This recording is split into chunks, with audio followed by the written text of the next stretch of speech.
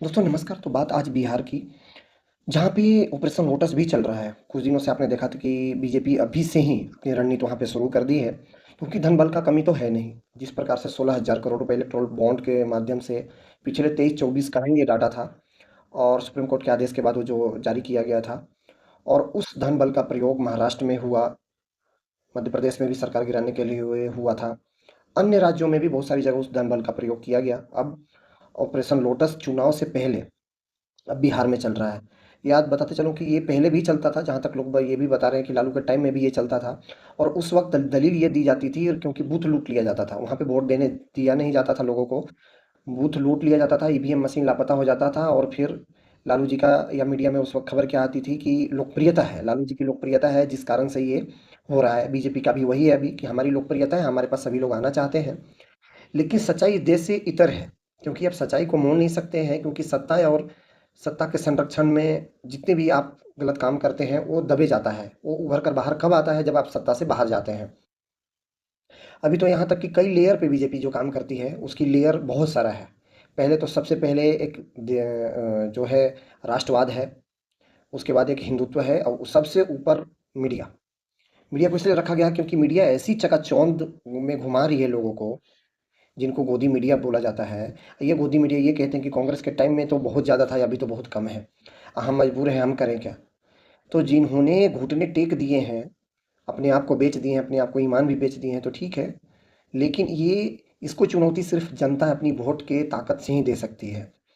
याद कीजिए उन 20 वर्षों का, अगर आज कोई बात कह रहा है तो क्यों कह रहा है? ये सभी लोग उस जंगल राज की याद दिला करके ही बातें करते हैं, कि वो लालू का दौर रहा, उससे अपने आप को ये कंपेयर करते हैं। हालांकि जेडीयू और बीजेपी जब भी साथे रही, बीच में कभी इधर उधर गई है, लेकिन बात उससे भी इतर करें तो जिस प्रकार से नीतीश कुमार जी बिहार को रफ्तार उन्होंने दिया था। आज 2013 में आप सभी को पता होगा कि जब नरेंद्र मोदी को प्रधानमंत्री उम्मीदवार घोषित किया गया, उसके बाद से नीतीश कुमार नाराज होकर के बीजेपी से अलग हुए। बीजेपी से अलग होने के बाद उन्होंने फिर अपनी खुद की कुछ दिन चलाई, उसके बाद वो लोकसभा में अकेले 2014 की चुनाव लड़े। 2014 में चुनाव लड़ने के बाद उन्होंने फिर अपनी छोड़ दी थी मुख्यमंत्री की कुर्सी, अपनी खुद की, ये एक्सेप्ट करते हुए कि नहीं, मैं हारा हूँ, हमारी पार्टी हारी है, तो मैं अपनी पद पे बना नहीं रहूँगा। वो बीच में उन्होंने जीतन राम मांझी को मुख्यमंत्री बनाया, उसके बाद फिर वो आरजेडी के साथ गए। आरजेडी के साथ उन्होंने भी सरकार चलाई, फिर चुनाव हुए, दोनों साथ लड़े। ये तमाम परिस्थितियों के बाद भी बिहार की राजनीति में जिस प्रकार से भूचाल ये खुशी कुमार जी के जरिए भी हुई, कभी इधर कभी उधर, जो सरकार की परिस्थितियां बदली, वहाँ नहीं, वहाँ की राजनीतिक परिस्थिति। क्योंकि गवर्नेंस अगर आप एक सरकार के साथ आप चलाते हैं तो अधिकारी से लेकर तमाम लोग उस विजन में काम करते हैं, लेकिन बार बार आप सरकार बदलते हैं तो सरकार की स्ट्रेटेजी भी बदलती है, गवर्नेंस की पॉलिसी पे भी इम्पेक्ट पड़ता है इसका। ये सारी चीज़ें हुआ, और उसके बाद ये जो अब परिस्थिति ये बनी, फिर वो बीजेपी के साथ में आए। फिर उन्होंने 2020 की चुनाव भी लड़े, उसके बाद फिर चुनाव के बाद भी नीतीश कुमार जी आरजेडी के साथ गए। ये तमाम राजनीतिक परिस्थितियों के बाद अब सवाल ये उठता है कि 20 सालों में अगर महज बिहार में कुछ काम हुए नहीं, 20 वर्ष में सिर्फ आप बिजली पहुंचा पाए, ऐसा तो नहीं है।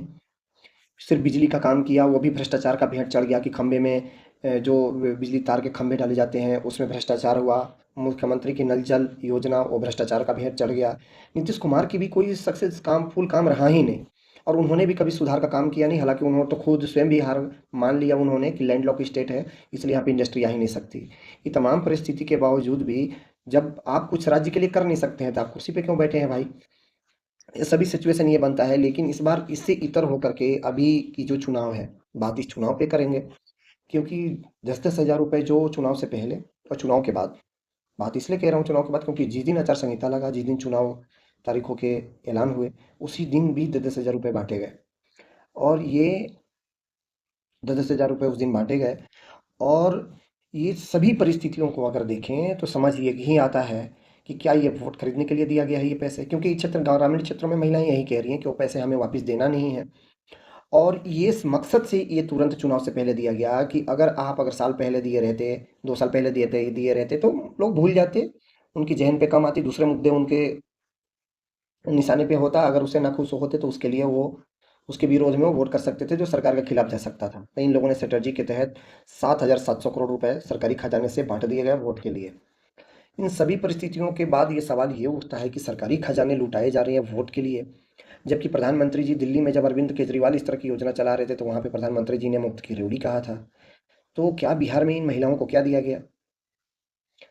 बिहार की जनता से भी एक मेरा ये अपील रहेगा कि कभी किसी भी परिस्थिति में देखिए अपनी ईमान को हमें बेचना नहीं चाहिए।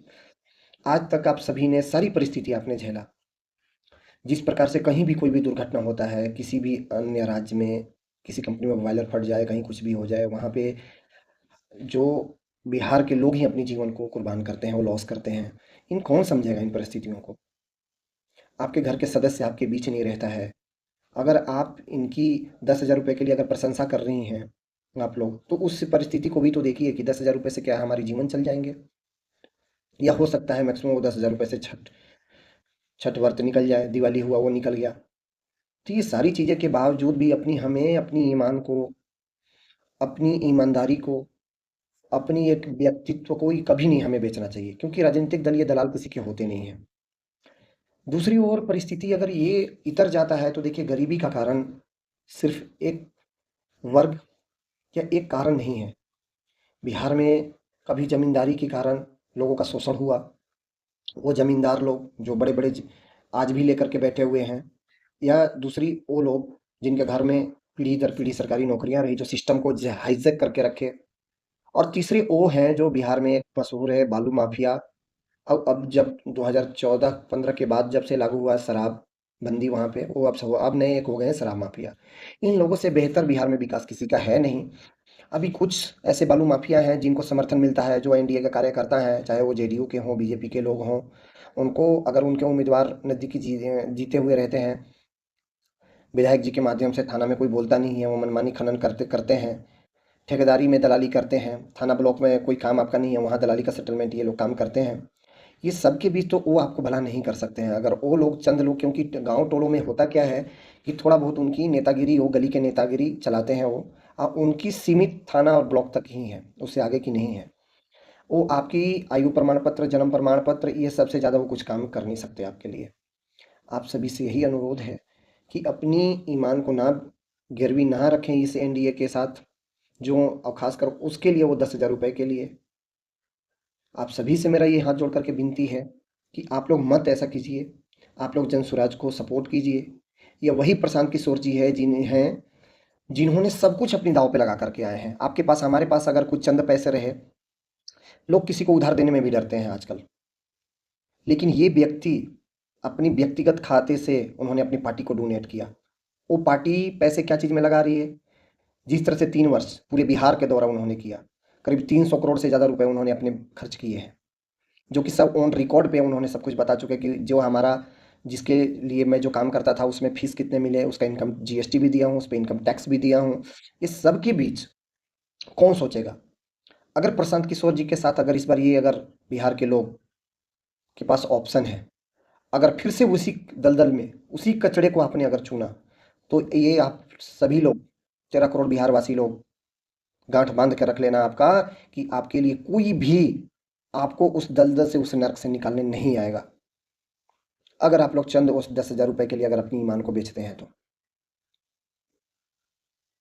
मेरा उन सभी युवा लोगों से अनुरोध है, अपने घर में बताएं, अपने लोगों को बताएं, अपने पड़ोस के लोगों को बताएं कि अगर कोई व्यक्ति आपको चाह रहा है कि इस दलदल से मैं निकालूं, और किसी की अगर उम्मीद है, किसी के पास वो कैपेबिलिटी है, तो वो सिर्फ है प्रशांत किशोर और जनसुराज। बाकी आप सबों ने देखा 2015 में भी बिहार की बोली लग रही थी 75,000 करोड़ रुपए, 60,000 करोड़ रुपए, लेकिन जब प्रधानमंत्री वहां से हारे उस मोदी लहर में, यही प्रशांत किशोर ने जब पटकनी दिया, तो 75,000 करोड़ रुपए कहाँ गए उसका आज तक पता नहीं चला कुछ। और अभी सीएजी की रिपोर्ट खुद आया है कि बिहार सरकार 74,000 करोड़ रुपए के हिसाब नहीं बता रही है। कहाँ गए वो पैसे? क्या वो पैसे ये 10,000 रुपये 7,700 करोड़ के लिए रख लिए गए थे? इस सब के बीच अगर आप सभी को उस बिहार की दलदल से, वो भ्रष्टाचार व्यवस्था से, वो देश के सबसे पिछड़े राज्य से अगर आपको बाहर निकलना है, तो प्रशांत किशोर जी का साथ दें, जनसुराज को वोट करें। धन्यवाद।